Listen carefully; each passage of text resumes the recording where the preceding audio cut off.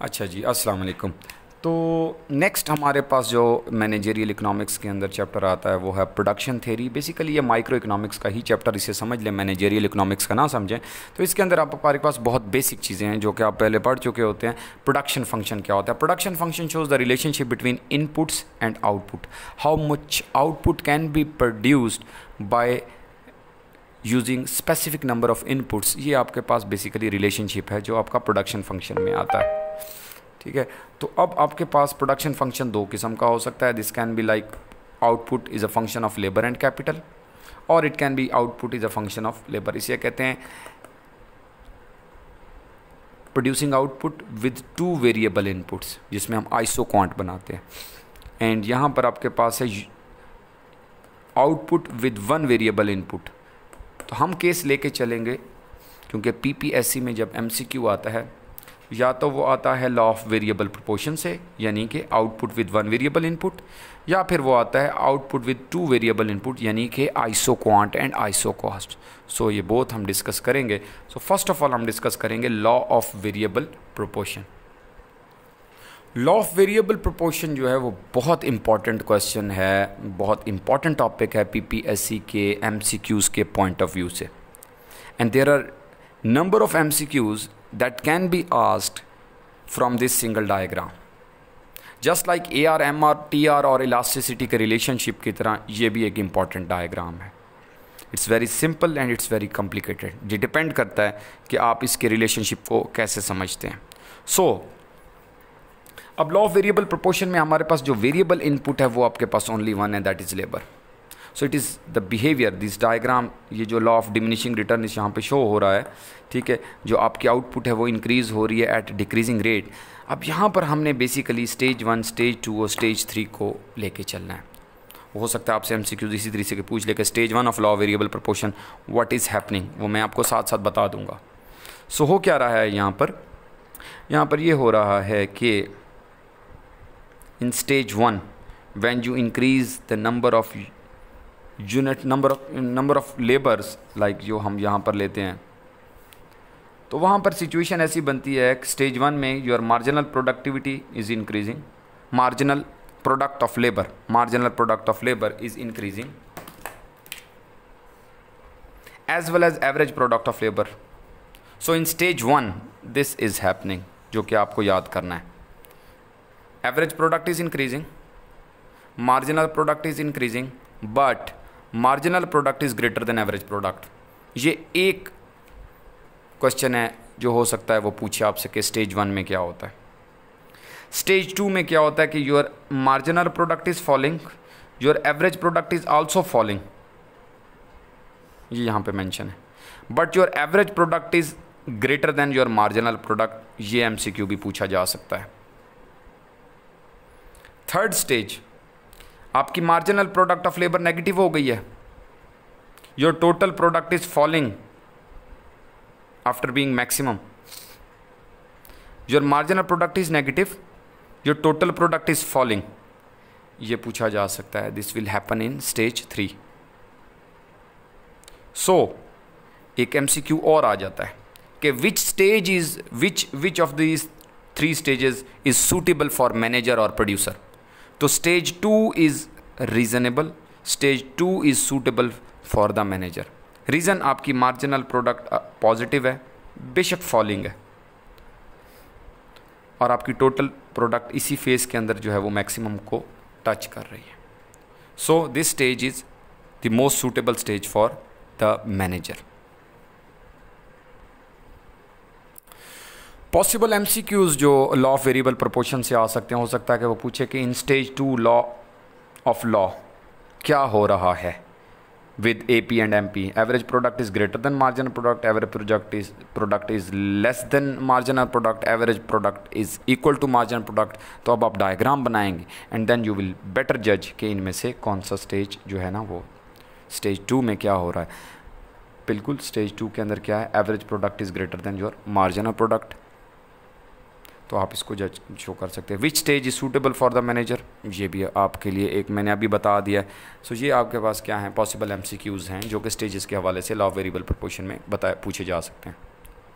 The next important curve in managerial economics is learning curve.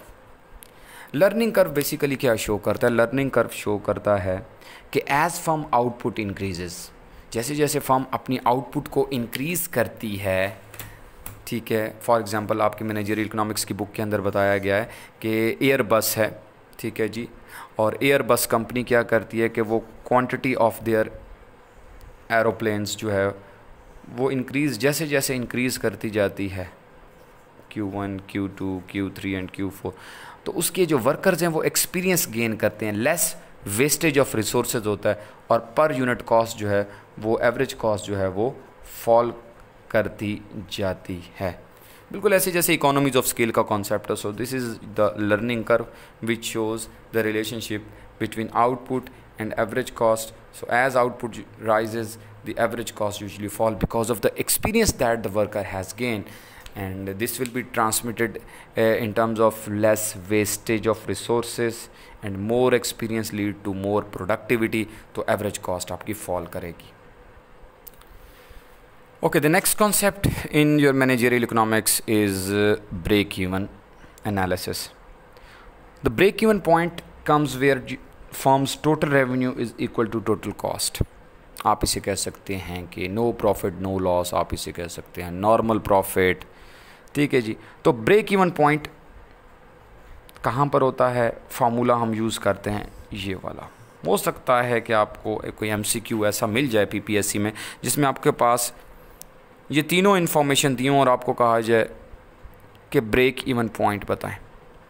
अब आपको formula ही नहीं आता होगा, आपको फिक्स कॉस्ट भी पता है, आपको प्राइस भी पता है, आपको वेरिएबल कॉस्ट भी पता है, बट आपको फार्मूला नहीं आता, तो आप ब्रेक इवन पॉइंट नहीं निकाल सकेंगे. ब्रेक इवन एनालिसिस में, मैनेजरियल इकोनॉमिक्स में, ये ब्रेक इवन एनालिसिस अज्यूम करता है कि आपका जो टोटल रेवेन्यू वो भी लीनियर है और आपकी टोटल कॉस्ट भी लीनियर है. So when a firm achieve its break even point, after this break even point firm usually earn profit throughout. जब तक फर्म अपनी आउटपुट को इंक्रीज़ करती रहेगी, firm will earn the profit. और इससे पहले का जो एरिया वो लॉस रीजन है, बिकॉज उसकी जो टोटल कॉस्ट है वो ज़्यादा है और टोटल रेवेन्यू जो है वो कम है. लेकिन ई पॉइंट से आगे टोटल रेवेन्यू हमेशा ज़्यादा रहेगा और टोटल कॉस्ट हमेशा कम रहेगी. क्यों? क्योंकि हमने यहाँ अज्यूम कर लिया कि रेवेन्यू लीनियर है और कॉस्ट लीनियर, जो कि पॉसिबल रियलिटी में नहीं होता. आपका रेवेन्यू भी नॉन लीनियर होता है, आपकी कॉस्ट भी जो है वो टोटल कॉस्ट भी नॉन लीनियर होती है. बट क्योंकि ब्रेक इवन एनालिसिस है, इसके अंदर जो अज्यूम किया गया हमने वो बताना है आपको. अच्छा, तो मैं आइसोक्वांट एनालिसिस पहले आपको बताना भूल गया था, जिसके अंदर हम क्या लेते हैं कि आउटपुट लेते हैं with what, with two variable inputs. Like output is a function of labour and capital. So isoquant show करता है different combination of what, different combination of labour and capital which can be used to produce same level of output. Like for example 100 output of any commodity, like say X commodity के 100 output produce करने के लिए we have different combination of labor and capital. यहाँ पर हम अगर managers के equilibrium की बात करें तो वो कहाँ पर होल्ड करेगा मैनेजरियल इकोनॉमिक्स में? Where your iso cost line is tangent to the iso quant, the highest possible isoquant. At this point, the slope of isoquant, that is MRTS, is equal to the ratio of factors of production return, W/R. तो ये equilibrium कहते थे पहले आप economics के अंदर, अब यहाँ पर कहते हैं कि मैनेजर्स का इक्विलिब्रियम यहाँ पर होता है, जहाँ slope of isoquant is equal to slope of isocost. So isocost क्या कर्व शो करता है? This line is linear line is your isocost line. Basic है, आपको पता ही होगा, बैचलर में भी आपने किया. It shows different combination of labour and capital which a firm can buy within its budget. Okay, higher isoquant represent higher level of output that can be produced by using different combination of labor and capital. It is known to you. But there are special cases of isoquant. isoquant की ये दो special shapes हैं. Linear isoquant represent करता है perfect substitute को, क्योंकि इसकी slope constant है. तो perfect substitute, if labour and capital are perfect substitute, then आपका जो आइसोक्वांट बनेगा वो क्या बनेगा, वो स्ट्रेट लाइन बनेगा, लीनियर बनेगा। In case of complements, increasing only labour will not increase the output, increasing only capital will not increase the output. आप लेबर और कैपिटल दोनों के यूनिट्स बढ़ाएंगे तो आउटपुट बढ़ेगी। मिसाल के तौर पे अगर आप यहाँ पे ले लेते हैं ट्रैक्टर्स, आप अगर ट्रैक्टर्स को इंक्रीज़ करें तो आउटपुट इंक्रीज़ नहीं होगी। यहाँ पे मैं ड्राइवर्स ले रहा हूँ, तो ड्राइवर्स अकेले इंक्रीज़ करें, ट्रैक्टर नहीं है, कोई फ़ायदा नहीं। ट्रैक्टर्स इंक्रीज़ करें, लेबर जो आपका ड्राइवर है वो वही के वही रहें, तो कोई फ़ायदा नहीं है। आप ट्रैक्टर्स को भी इंक्रीज़ करें, आप ड्राइवर्स को भी इंक्रीज़ करें, तभी आपकी आउटपुट इंक्रीज़ होगी। So L shaped isoquant complement के केस के अंदर बनाए जाते हैं। नेक्स्ट आपके पास जो टॉपिक आता है मैनेजरियल इकोनॉमिक्स में, वो डिफरेंट टाइप्स ऑफ प्राइसेस है, pricing practices. So pricing practices में प्राइस डिस्क्रिमिनेशन में स्टार्ट में आपको बता देता हूँ, charging different prices from different customers for the same product is price discrimination. There are 3 degrees of price discrimination. Condition इसकी आप पढ़ लीजिएगा, माइक्रो इकोनॉमिक्स में भी आता है सक्सेसफुल प्राइस डिस्क्रिमिनेशन कैसे होती है। फर्स्ट डिग्री प्राइस डिस्क्रिमिनेशन जो होती है उसके अंदर कंज्यूमर से मोनोपोलिस्ट, क्योंकि ये मोनोपोलिस्ट करता है, एक्सट्रैक्ट करता है all the consumer surplus. Consumer surplus क्या होता है जी? अब कंज्यूमर सरप्लस होता है what he was willing to pay minus what he has actually paid. So consumer willing to pay था 1000 और एक्चुअली पे उसने कितना किया 800, सो 200 का उसे कंज्यूमर सरप्लस मिल रहा है।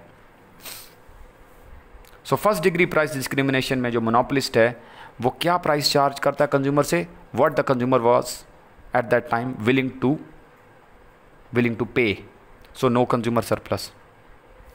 सेकेंड डिग्री प्राइस डिस्क्रिमिनेशन को आप ब्लॉक प्राइसिंग भी कहते हैं, जिसमें different blocks of the commodities are sold at different prices. Like for example आपने 20 प्रोडक्ट्स लिए हैं तो आप 10 रुपीज़ देंगे, अगर आपने 40 लिए हैं तो आप 8 रुपीज़ देंगे, अगर आपने 60 प्रोडक्ट्स लिए हैं तो आप 6 देंगे। तो इस तरीके से इसमें sum of the consumer surplus is extracted by the monopolist, not all. So third degree price discrimination जो है, under third degree price discrimination monopolist क्या करता है, चार्ज करता है high price in a market where price elasticity of demand is less than 1, या आपकी जो डिमांड फॉर प्रोडक्ट है वो इन इलास्टिक है। It can be your local market, अगर मोनोपोलिस्ट लोकल और इंटरनेशनल मार्केट में सेल कर रहा है, और वो लो प्राइस चार्ज करेगा where price elasticity of demand is greater than 1, यानी कि जिस मार्केट में इलास्टिक डिमांड है, like it can be the international market where you have no monopoly. So international market में आपने प्राइस रखी है लो, लोकल मार्केट में आपने प्राइस रखी है high, this is price discrimination. The next important concept is dumping. So dumping is an act by a firm for basically selling the product in the foreign market below its cost just to capture the competitors market, या just to capture the foreign market। Firms क्या करती हैं कि वो अपनी product को foreign market के अंदर सेल करती हैं below the cost of production, या लाइक वो लॉस बर्दाश्त करती हैं for some time, so that के जो एग्जिस्टिंग प्रोड्यूसर्स हैं उस मार्केट के अंदर वो आउट ऑफ द मार्केट हो जाएं और फिर वो उसको कैप्चर कर लें। सो डंपिंग 3 टाइप्स की होती है। परसिस्टेंट डंपिंग हो गई, स्पोरेडिक हो गई, और प्रीडेटरी डंपिंग हो गई। परसिस्टेंट डंपिंग का मतलब ये कि यू आर लाइक हैबिचुअल, आप अक्सर ही ऐसा करते हैं कि आपकी सप्लाई ग्रेटर देन डिमांड हुई, ओवर प्रोडक्शन फॉर एग्जांपल हो गई, आपके पास सरप्लस आउटपुट है, आप उसे फॉरेन कंट्री की मार्केट के अंदर सेल कर देते हैं जहाँ पर टैरिफ कोटास नहीं है, लेकिन आपके मोटिव्स क्या हैं, सरप्लस से भी आपने जान छुड़वा ली और आपने प्रोडक्ट को सेल भी कर दिया दूसरी मार्केट के अंदर, या आपने जानबूझ के ज़्यादा प्रोड्यूस किया अपने मुल्क के अंदर और मकसद आपका ये था कि आपने फॉरेन मार्केट पे कब्ज़ा करना है, आप उसे लो कॉस्ट के ऊपर सेल कर रहे हैं, वहाँ पर बिलो योर कॉस्ट सेल कर रहे हैं। स्पोरेडिक का मतलब होता है कभी कभार, समटाइम्स ओकेजनली आपकी ये काम हुआ कि सप्लाई ग्रेटर देन डिमांड हो गई, तो आपने क्या किया कि चलें जी डबल मोटिव है, सरप्लस से भी जान छुड़वाई जाए और साल में एक दफ़ा चलें जी आप चाइना वाले पाकिस्तान में चीज़ भेज दें। प्रीडेटरी डंपिंग का मतलब ये होता है कि आपने क्या किया, आपने एक प्रोडक्ट फॉर एग्जांपल 100 की आपकी एवरेज कॉस्ट है और आप सेल कर रहे हैं 50 की पाकिस्तान में, फॉर एग्जांपल चाइना ये कर रहा है, तो हमारा पाकिस्तानी कंपटीटर तो बिल्कुल ही compete नहीं कर सकेगा और वेरी फर्स्ट राउंड के अंदर ही वो आउट ऑफ द बिज़नेस हो जाएगा पाकिस्तानी जो कंपटीटर होगा चाइनीज़ प्रोडक्ट का। सो होगा क्या, प्रीडेटरी का मतलब होता है, जैसे प्रीडेटर होता है दुश्मन है, तो दुश्मनी बेसिकली आप क्या कर रहे हैं, नेक्स्ट अपने ओपोनेंट को totally out of the market करने के लिए, और ये स्ट्रिक्ट किस्म की आप जो है क्या इंटेंसिव किस्म की डंपिंग की पॉलिसी अडॉप्ट कर रहे हैं।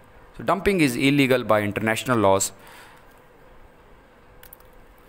The next important concept that comes in your managerial economics as well as it is the part of microeconomics as well. It is risk. Risk is a situation when there are more than one possible outcomes. When there are more than one possible outcome to a decision that you have taken. तो इसे कहते हैं risk. When there are more than one outcome of a decision. For example, आपने जो है क्या किया है, टॉस किया है, आपने टॉस किया और टॉस में आपको पता है हेड भी आ सकता है, टेल भी आ सकता है, कायद-ए-आज़म साहब भी आ सकते हैं और ₹1 का साइन भी आ सकता है, तो there is a risk. But आपको प्रोबेबिलिटी ज़रूर पता है, प्रोबेबिलिटी ऑफ अकरेंस आपको पता है कि 50% चांस उसके, 50% चांस उसके, बट रिस्क है। इसके जो रिवर्स है या इसकी और इंटेंसिव सिचुएशन आप कह लें तो वो क्या है, वो है अनसर्टेनिटी। अनसर्टेनिटी में क्या होता है, when outcomes of a decisions are unknown just like risk and the probability of occurrence is also unknown. Risk में क्या था कि there are more than 2 outcomes for a decision taken by you. Uncertainty में भी ऐसे ही है, when there are more than 2 outcomes of a decision that you have taken. But risk के अंदर आपको प्रोबेबिलिटी ऑफ अकरेंस पता थी कि अच्छा चांस क्या हैं, फेल और पास होने के चांस क्या हैं अगर पेपर दिया है 50-50। बट आप पेपर दे के हैं और आप कहें कि फेल भी हो सकता हूँ, पास भी हो सकता हूँ, लेकिन मुझे पता नहीं है कि कितने चांसेस हैं पास होने के, कितने चांसेस हैं फेल होने के। या अनसर्टेनिटी की एग्जांपल ये हो सकती है कि आपने अनप्रूवन सॉइल जो है उसके ऊपर आपने ड्रिल किया है कि देखते हैं कि नीचे ज़मीन के नीचे ऑयल है कि नहीं है, तो ऑयल ड्रिलिंग कंपनी ने कोई टेस्ट नहीं किया और एक जगह रेंडमली जाकर ड्रिलिंग शुरू कर दी कि नीचे से ऑयल निकलेगा, गैस निकलेगी, क्या होगा, no one knows. So there is uncertainty और आपको प्रोबेबिलिटी ऑफ आउटकम्स बिल्कुल नहीं पता। सो ये आपके पास आ जाती है सर्टेनिटी।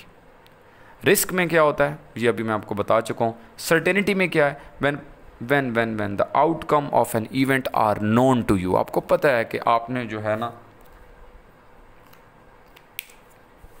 अपने फॉर एग्जांपल एक डिसीजन लिया है और उसका आपको आउटकम पता है, 100% पता है, that is certainty.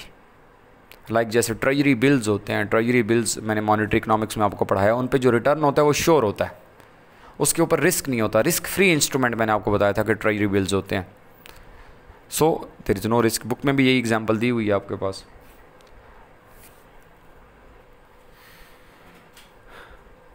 The next topic that comes in your managerial economics is capital budgeting.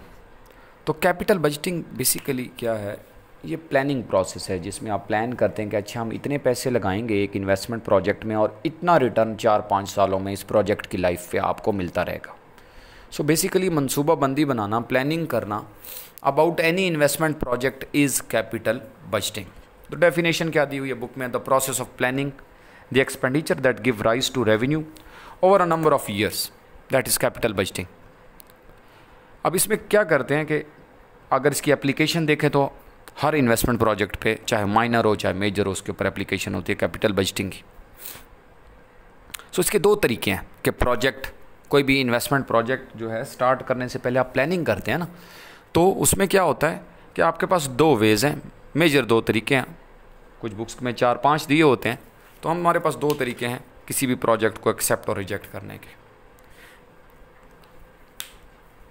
क्योंकि रेवेन्यू हमारे पास प्रोजेक्ट से फ्यूचर में आना होता है, कॉस्ट हमारी आज लगनी है, तो हमारे पास एक तरीका है नेट प्रेजेंट वैल्यू।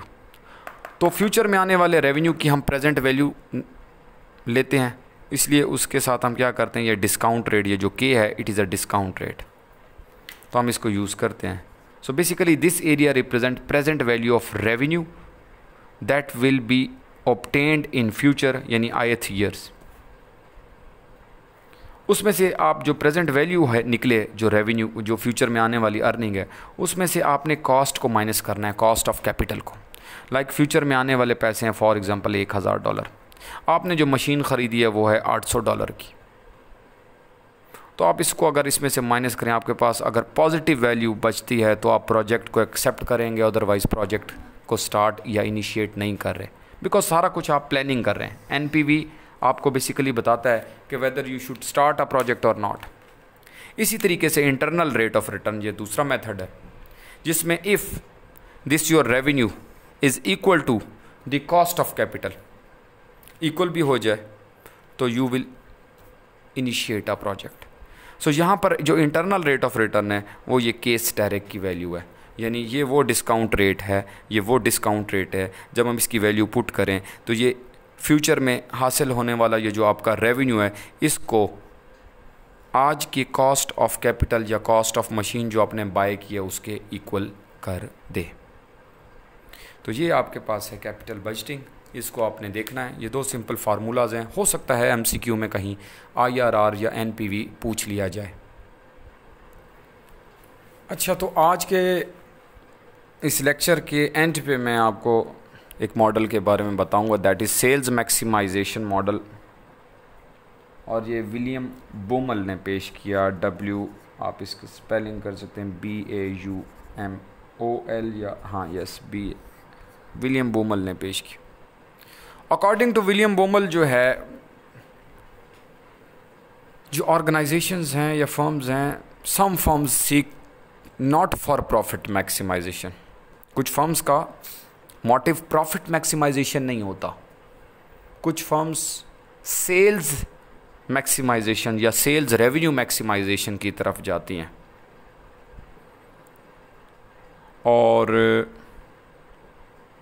उसमें क्या होता है कि वो अपने माइंड के अंदर एक मिनिमम एक्सेप्टेबल या मिनिमम लेवल ऑफ प्रॉफिट रख लेते हैं, और वो उसको अचीव करने की कोशिश करते हैं कि उससे ज़्यादा मिल जाए तो इट्स गुड, लेकिन उससे कम नहीं मिलना चाहिए, सो दैट कि आपके जो शेयर होल्डर्स हैं वो भी सेटिस्फाइड रहें, आपका जो ओनर है वो भी मैनेजर को फायर ना करे, जॉब से ना निकाले,